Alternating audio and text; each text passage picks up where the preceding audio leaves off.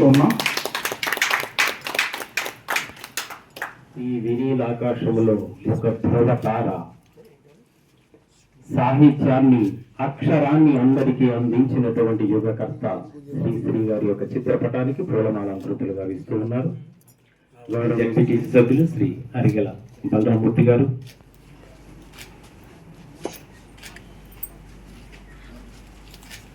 దీపం జ్యోతి పరబ్రహ్మ దీపం సర్వత్ర మోహనం దీపేన సాధ్యతే సర్వం లక్ష్మీ దీపం నమోస్తుతే.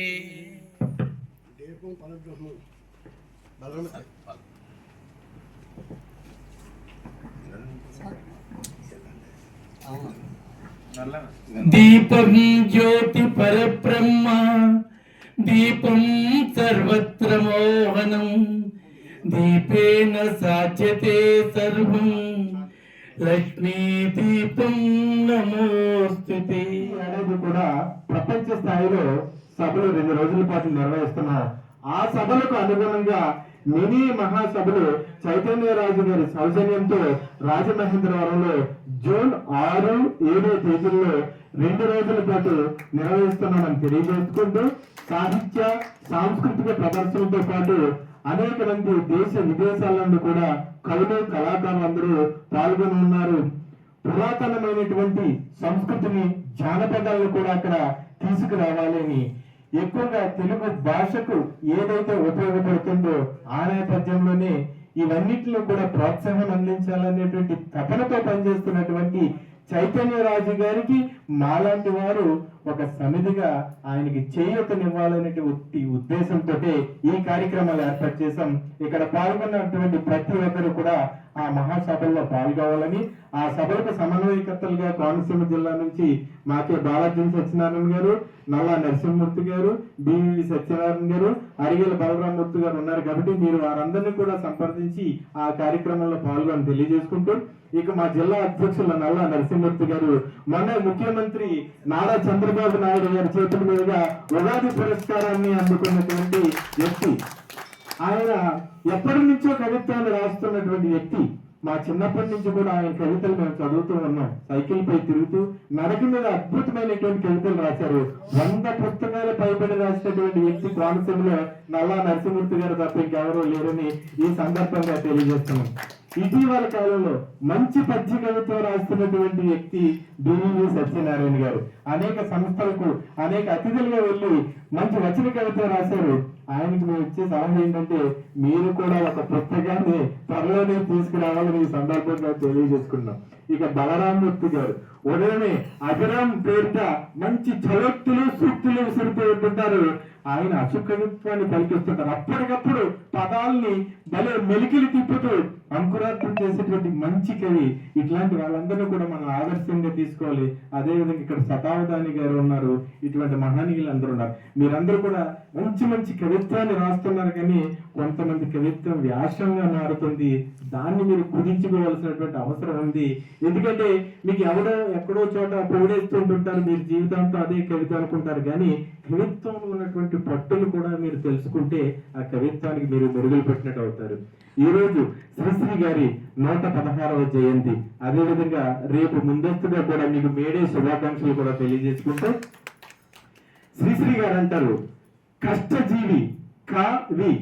కష్టజీవికి ఇటు అటు ఉండేటువంటి వ్యక్తే కవి అంటుంటాడు.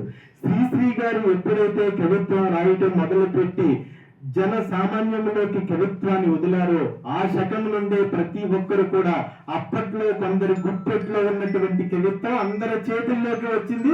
ఇప్పుడు మీరందరూ కూడా శ్రీశ్రీ గారిని ఆదర్శంగా తీసుకున్నటువంటి కవిత్వాన్ని రాస్తున్నారు. శ్రీశ్రీ గారి శకం లేకపోతే ఇంతమంది కవులు తయారవరు, ఇంతమంది సాహితీవేత్తలు తయారవరు. అతి సామాన్యుడు కూడా హోటల్లో పేపర్ చదివేటువంటి శ్రామికుడికి కూడా కవిత్వం అర్థం అవ్వాలనేటువంటి సులభతరంతో కవిత్వాన్ని రాసినటువంటి ఏకైక వ్యక్తే శ్రీశ్రీ గారు. ఆయన తర్వాత చాలా మంది కూడా ఆయన ఆదర్శంగా తీసుకుని మంచి మంచి కవిత్వాలు అద్భుతంగా సృష్టిస్తున్నారు. ఇప్పుడు కొంతమంది కవుల గురించి ఎందుకు చెప్తున్నాం? దశాబ్దాలు తరబడి ఆ కవులు మన జీవితాల్లో నిలబడిపోయేటువంటి జయంతులు కూడా నిర్వహించుకుంటున్నామంటే మనం వాళ్ళని ఆదర్శంగా తీసుకోవాలి. అటువంటి కవిత్వ స్ఫురణతో మనం ముందుకు వెళ్ళవలసినటువంటి ఉంది. ఎందుకంటే శ్రీశ్రీ గారు అంటారు, కవిత్వం అంటే ఒక పూల సుగంధం కాదు, కవిత్వం అంటే గుండె గాయాల నుంచి జారినటువంటి ఒక రక్తపు అక్షరపు చొక్క కావాలని శ్రీశ్రీ అంటుంటాడు. కవిత్వం అంటే కాగితంపై అక్షరాలు పెట్టేయడం కాదు, కవిత్వం అంటే శ్రమజీవి చెమటలో మునిగినటువంటి ఒక నిజాన్ని రాయవలసినటువంటి అవసరం ఉందంటారు. కవిత్వం అంటే ఒక అలా కాదు, ఒక అక్షర తుఫాను కావాలంటుంటాడు. కవి కూర్చొని రాయుడు. కవి ఎప్పుడు కూడా అక్షరాలతో యుద్ధం చేస్తూనే రాస్తూ ఉండాలి. భావాలతో విల్లు ఎక్కువ పెడుతూనే ఉండాలి. పదాలతో మీరెప్పుడు కూడా బుల్లెట్ల వర్షం కురిపించాలి. మరో ప్రపంచం పిలిచింది, పదండి ముందుకు తోసుకుపోదాం పైకి అంటూ మనం కూడా మరో కవిత్వం పిలుస్తుంది, మరో సాహిత్యం పిలుస్తుంది, పదండి ముందుకు అంటూ మన శ్రమజీవులను మనం కూడా ఆసరాగా తీసుకుని జన జీవితాలను ఎప్పుడైతే కవి దగ్గరగా చూసి కవిత్వం రాస్తాడో ఆ కవిత్వమే జన జీవితాల్లో ఎప్పుడు కూడా 10 కాలాల పాటు ఉంటుందని తెలుసుకుంటూ కథం తొక్కుతూ పదం పాడుతూ ఉదంతరాలను గర్జిస్తూ పదంటి ముందుకు తోసుకుంటూ అంటూ వచన కవిత్వానికి శ్రీశ్రీ మంచి బాసట వేసినటువంటి వ్యక్తి. దారి పొడవునా గుండె రెత్తర్లు దర్పణ చేస్తూ బాటలు నడిచి పేటలు కడిచి కోటలన్నిటినీ దాటండి అంటూ అందరి చేత శభాష్ అనిపించుకున్నటువంటి అటువంటి మహనీయుణ్ణి ఈ రోజు మనం స్మరించుకోవడం మన అదృష్టంగా భావిస్తూ చైతన్య సారస్వత పరిషత్ వ్యవస్థాపక అధ్యక్షులు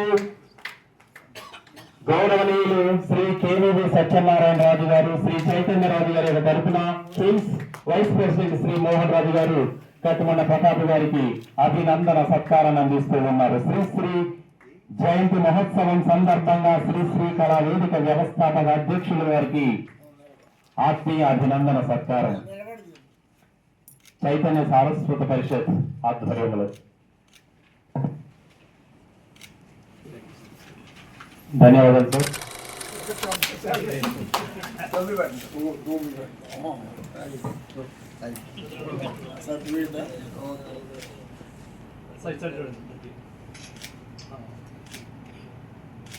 ధన్యవాదాలు సార్. శ్రీశ్రీ కళా వేదిక వారి యొక్క ఆత్మీయ